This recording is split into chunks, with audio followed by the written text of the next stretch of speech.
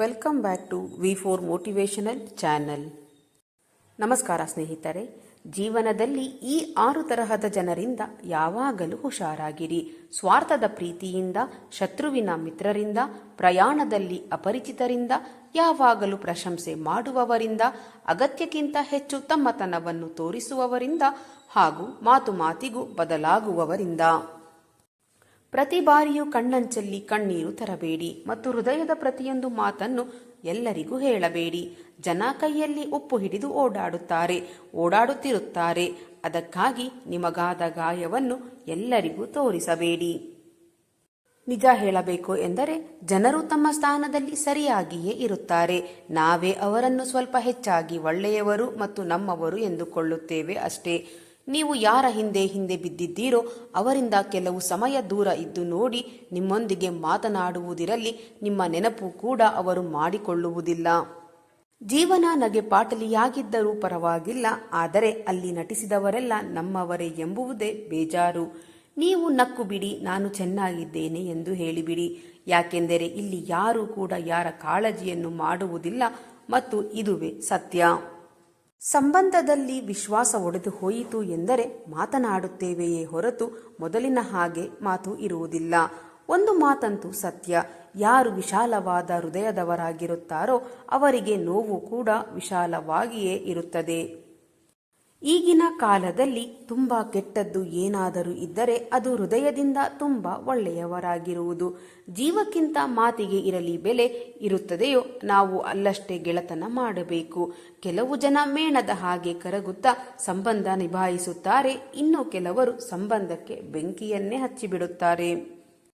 ಅವರು ಹೀಗೆ ಇವರು ಹೀಗೆ ಎಂಬುವುದು ತುಂಬಾ ಚೆನ್ನಾಗಿ ಗೊತ್ತಿರುತ್ತದೆ. ಆದರೆ ನಾವು ಹೇಗೆ ಎಂಬುದು ಮಾತ್ರ ಅವರಿಗೆ ಗೊತ್ತಿರುವುದಿಲ್ಲ. ನಾವು ಎಷ್ಟು ಸರಿ ಎಷ್ಟು ತಪ್ಪು ಎಂಬುದು ಇಬ್ಬರಿಗೆ ಮಾತ್ರ ಗೊತ್ತು. ಒಂದು ನಮ್ಮ ಆತ್ಮಕ್ಕೆ, ಮತ್ತೊಂದು ಪರಮಾತ್ಮನಿಗೆ. ಯಾವ ವ್ಯಕ್ತಿಯು ಅಳುತ್ತಾ ಕೋಪದಲ್ಲಿ ಎಲ್ಲವನ್ನೂ ಹೇಳಿಬಿಡುತ್ತಾನೋ ಆತನು ತುಂಬಾ ಪ್ರಾಮಾಣಿಕ ವ್ಯಕ್ತಿಯಾಗಿರುತ್ತಾನೆ.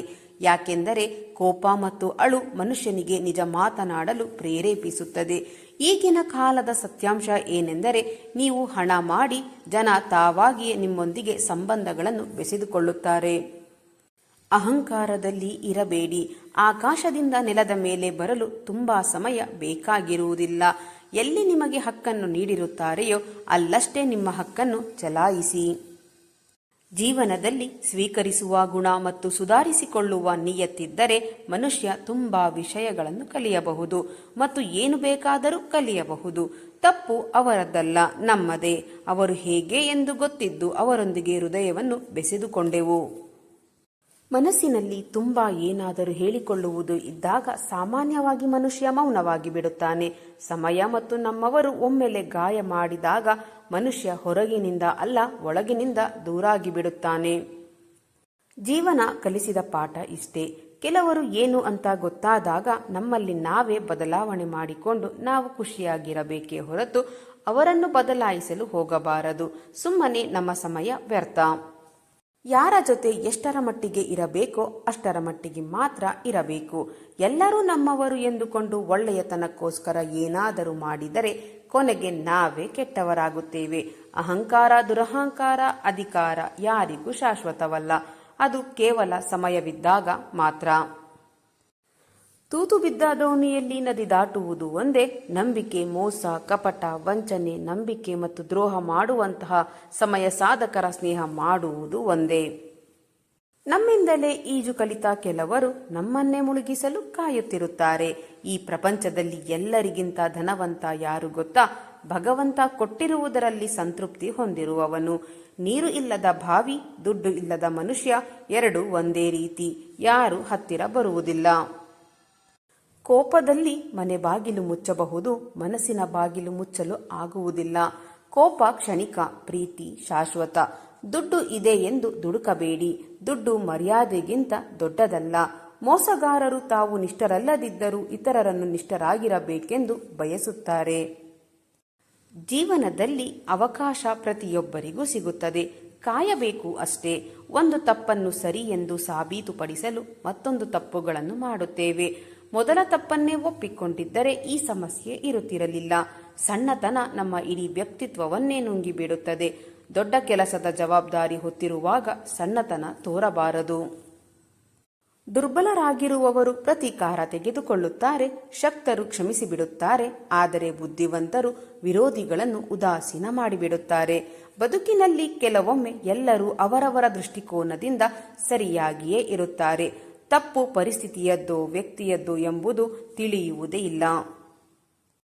ಬದುಕಿನಲ್ಲಿ ಬಹುತೇಕ ಸಂಬಂಧಗಳು ಹಾಳಾಗುವುದು ಹೊಡೆದಾಡುವುದರಿಂದ ಅಲ್ಲ, ಬೆನ್ನ ಹಿಂದೆ ಮಾತನಾಡುವುದರಿಂದ. ಬದುಕು ಕಣ್ಣಾಮುಚ್ಚಾಲೆ ಆಟ ಇದ್ದಂತೆ. ಕಷ್ಟದಲ್ಲಿ ಸಂಬಂಧಿಗಳನ್ನು ನಾವೇ ಹುಡುಕಿಕೊಂಡು ಹೋದರೂ ಕಾಣದಂತೆ ಅವಿತುಕೊಳ್ಳುತ್ತಾರೆ. ಎಚ್ಚರ, ಎಲ್ಲರೂ ಅಲ್ಲ, ಕೆಲವೊಬ್ಬರು ಮಾತ್ರ. ಹೀಗೆ ಜಾಗ ಬದಲಾದ ತಕ್ಷಣ ಮುಖವಾಡವು ಬದಲಾಗುತ್ತದೆ. ಒಬ್ಬರನ್ನು ನಂಬಿ ನಾವು ಹೇಗಿರುತ್ತೇವೆ ಎಂದರೆ, ಇನ್ನೊಬ್ಬರು ತಮ್ಮ ಬೇಳೆ ಬೇಯಿಸಿಕೊಳ್ಳಲು ಹುಡುಕಿ ನಮ್ಮ ಹತ್ತಿರ ಬಂದಾಗ ನಾವೇ ಒಲೆ ಹಚ್ಚಿ ಅವರ ಬೇಳೆ ಬೇಯಿಸಿ ಕಳುಹಿಸಿದ ಮೇಲೆ ನಮಗೆ ಅರಿವಾಗುವುದು ನಾವು ಬೇಯಿಸಿದ ಬೇಳೆ ಕಾಳು ನಮ್ಮದಲ್ಲ, ಅವರದ್ದು ಎಂದು. ಕಣ್ಮುಂದಿನ ಅವಕಾಶ ಕಡೆಗಣಿಸಿ ಸಿಗದ ಅವಕಾಶಕ್ಕಾಗಿ ಕಾದಾಗಲೇ ತಿಳಿದಿದ್ದು ಕಡೆಗಣಿಸಿದ ಅವಕಾಶವು ಅಮೂಲ್ಯವಾದದ್ದು ಎಂದು. ನೀತಿ ಪಾಠ ಹೇಳುವವರೆಲ್ಲ ಊಟ ಹಾಕುವುದಿಲ್ಲ. ಹಸಿದವನಿಗೆ ಆದರ್ಶಗಳು ಉಪಯೋಗಕ್ಕೆ ಬರುವುದಿಲ್ಲ. ಸಮಯವಿಲ್ಲವೆಂದು ನಿಮ್ಮನ್ನು ತಿರಸ್ಕರಿಸಿದವರು ಮುಂದೊಂದು ದಿನ ನಿಮ್ಮ ಸಮಯಕ್ಕಾಗಿ ಕಾದು ಕೂರುವಂತೆ ಬದಲಾಗಿ. ಯಾರನ್ನು ಬಲವಂತವಾಗಿ ಮಾತನಾಡಿಸಲು ಹೋಗಬಾರದು. ತುಂಬಾ ಕೀಳಾಗಿ ನೋಡುತ್ತಾರೆ. ಎಲ್ಲ ಇಲ್ಲಗಳ ನಡುವೆ ಇದೆ ಎಂಬ ಭರವಸೆಯ ಭಾವದೊಂದಿಗೆ ಬದುಕಿ. ನಮಗೆ ಮತ್ತು ನಮ್ಮ ಮಾತುಗಳಿಗೆ ಬೆಲೆ ಇಲ್ಲ ಅಂತ ತಿಳಿದಾಗ ನಾವು ಅವರಿಗೆ ಎಷ್ಟು ದೂರದಲ್ಲಿ ಇರುತ್ತೇವೆಯೋ ಅಷ್ಟೇ ಒಳ್ಳೆಯದು. ಕೋಪ ಕೊಟ್ಟರೆ ಕೋಪ ಹಿಂತಿರುಗಿ ಸಿಗುತ್ತದೆ. ಅವಮಾನ ಮಾಡಿದರೆ ಅವಮಾನವೇ ಸಿಗುತ್ತದೆ. ಭಯಪಡಿಸಿದರೆ ನಮಗೆ ಭಯವೇ ಸಿಗುವುದು. ಅದೇ ಪ್ರೀತಿ ಕೊಟ್ಟರೆ ಪ್ರೀತಿ ಸಿಗುತ್ತದೆ. ಸ್ನೇಹ ಕೊಟ್ಟರೆ ಖಂಡಿತವಾಗಿಯೂ ಸ್ನೇಹ ಸಿಕ್ಕೇ ಸಿಗುತ್ತದೆ. ಕೆಲವರಿಗೆ ಒಳ್ಳೆಯದು ಹಿಂತಿರುಗಿ ಸಿಗಲು ಸ್ವಲ್ಪ ಸಮಯ ಬೇಕಾಗಬಹುದು. ಅದು ಅವರ ಕರ್ಮದ ಲೆಕ್ಕಾಚಾರವಾಗಿರುತ್ತದೆ. ಕೋಪ, ಅವಮಾನ, ನಿಂದನೆ ಮಾಡಿದವರಿಗೂ ಮನದಲ್ಲಿ ಪ್ರೀತಿಯನ್ನೇ ಕೊಡೋಣ. ಶುಭ ಭಾವನೆಯನ್ನೇ ಇಟ್ಟುಕೊಳ್ಳೋಣ. ಹಳೆಯ ಲೆಕ್ಕಾಚಾರ ಮುಗಿದ ಮೇಲೆ ಒಂದಿಲ್ಲೊಂದು ದಿನ ಪ್ರೀತಿಯಾಗಿಯೇ ಬರಬೇಕು. ಅದಕ್ಕೆ ತಾಳ್ಮೆ ಬೇಕು ಅಷ್ಟೇ. ಒಟ್ಟಿನಲ್ಲಿ ನಾವು ಏನು ಕೊಡುತ್ತೇವೆಯೋ ಅದೇ ಸಿಗುತ್ತದೆ. ಪ್ರೀತಿಯಿಂದ ಮಾತ್ರ ಮರುಭೂಮಿಯಲ್ಲಿ ಹೂವನ್ನು ಅರಳಿಸಬಹುದು. ನೆನಪಿಡಿ ಸ್ನೇಹಿತರೆ, ಕ್ಷಮೆ ಕೇಳುವವರು ಯಾವಾಗಲೂ ತಪ್ಪಾಗಿರುವುದಿಲ್ಲ. ಸಂಬಂಧ ಉಳಿಸಲು ಕೆಲವರು ತಲೆಬಾಗುತ್ತಾರೆ. ಕೆಲವೊಮ್ಮೆ ಕೆಟ್ಟ ಕರ್ಮಗಳಿಗೆ ಅಷ್ಟೇ ಅಲ್ಲ, ಅಳತೆ ಮೀರಿದ ಒಳ್ಳೆಯತನಕ್ಕೂ ಕೂಡ ದೊಡ್ಡ ಶಿಕ್ಷೆಯೇ ಆಗುತ್ತದೆ. ಬಲವಂತವಾಗಿ ಯಾರನ್ನು ನಿಮ್ಮ ಜೀವನದಲ್ಲಿ ಉಳಿಸಿಕೊಳ್ಳಲು ಪ್ರಯತ್ನ ಪಡಬೇಡಿ. ಇಷ್ಟ ಇದ್ದವರು ಅದೆಷ್ಟೇ ಕಷ್ಟ ನೋವು ಬಂದರೂ ನಿಮ್ಮ ಜೊತೆ ಇರುತ್ತಾರೆ. ಇಲ್ಲದವರು ಅವರ ಅನುಕೂಲಕ್ಕೆ ಸುಳ್ಳು ಹೇಳಿ ದೂರ ಹೋಗುತ್ತಾರೆ. ಎಷ್ಟೇ ಪ್ರಯತ್ನ ಪಟ್ಟರೂ ಕೂಡ ಕೆಲವರಿಗೆ ನಿಮ್ಮ ಭಾವನೆಗಳು ಯಾವತ್ತೂ ಅರ್ಥವಾಗುವುದೇ ಇಲ್ಲ.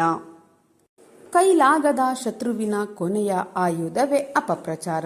ಹೊರಗಡೆ ಹಾರೈಸುವುದು, ಒಳಗಡೆ ಶಾಪ ಕೊಡುವುದು. ಹೊರಗಡೆ ಪ್ರೀತಿ, ಒಳಗಡೆ ದ್ವೇಷ. ಹೊರಗಡೆ ಮಾನವ ತತ್ವ, ಒಳಗಡೆ ರಾಕ್ಷಸ ತತ್ವ. ಹೊರಗಡೆ ನಿಯತ್ತಾಗಿರುವುದು, ಒಳಗಡೆ ನಂಬಿಕೆ ದ್ರೋಹ ಮಾಡುವುದು. ಇದು ಇಂದಿನ ಜೀವನದ ನಿಜ ಶೈಲಿ.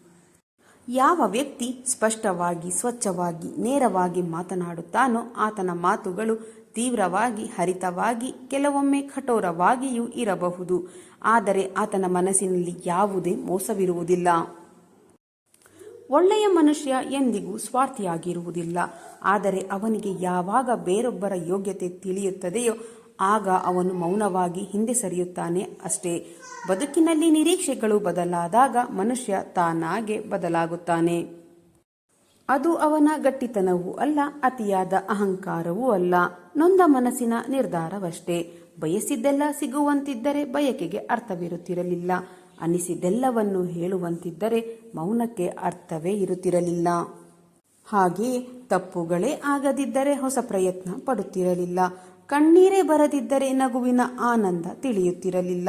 ಕಷ್ಟಗಳು ಎದುರಾಗದಿದ್ದರೆ ಜೀವನದ ಮೌಲ್ಯ ಗೊತ್ತಾಗುತ್ತಿರಲಿಲ್ಲ. ಸ್ನೇಹಿತರೆ, ಇಂದಿನ ಈ ನನ್ನ ವಿಡಿಯೋ ನಿಮ್ಮ ಮನಸ್ಸಿಗೆ ಸ್ವಲ್ಪವಾದರೂ ಪ್ರೇರಣೆ ನೀಡಿದ್ದರೆ ಒಂದು ಲೈಕ್ ಮಾಡಿ ನಿಮ್ಮ ಅಭಿಪ್ರಾಯವನ್ನು ಕಾಮೆಂಟ್ ಬಾಕ್ಸ್ನಲ್ಲಿ ಹಂಚಿಕೊಳ್ಳಿ. ನನ್ನ ಪ್ರಯತ್ನ ನಿಮಗೆ ಇಷ್ಟವಾಗಿದ್ದರೆ ದಯವಿಟ್ಟು ಈಗಲೇ ನನ್ನ ಚಾನಲನ್ನು ಸಬ್ಸ್ಕ್ರೈಬ್ ಮಾಡಿಕೊಳ್ಳಿ. ಹಾಗೆಯೇ ಕೆಳಗೆ ಕಾಣುತ್ತಿರುವ ಹೈಪ್ ಬಟನ್ ಮೇಲೆ ಕ್ಲಿಕ್ ಮಾಡುವುದರ ಮೂಲಕ ನಿಮ್ಮ ಬೆಂಬಲ ನೀಡಿ. ನಿಮ್ಮ ಬೆಂಬಲವೇ ನನ್ನ ಶಕ್ತಿ. ಮತ್ತೆ ಮುಂದಿನ ವಿಡಿಯೋದಲ್ಲಿ ಇದೇ ರೀತಿಯ ಪ್ರೇರಣಾದಾಯಕವಾದ ಹೊಸ ಮೋಟಿವೇಶನಲ್ ಮಾಹಿತಿಯೊಂದಿಗೆ ಭೇಟಿಯಾಗೋಣ. ಅಲ್ಲಿಯವರೆಗೆ ಸಕಾರಾತ್ಮಕವಾಗಿ ಯೋಚಿಸಿ ಸಂತೋಷವಾಗಿ ಬಾಳಿರಿ. ಧನ್ಯವಾದಗಳು.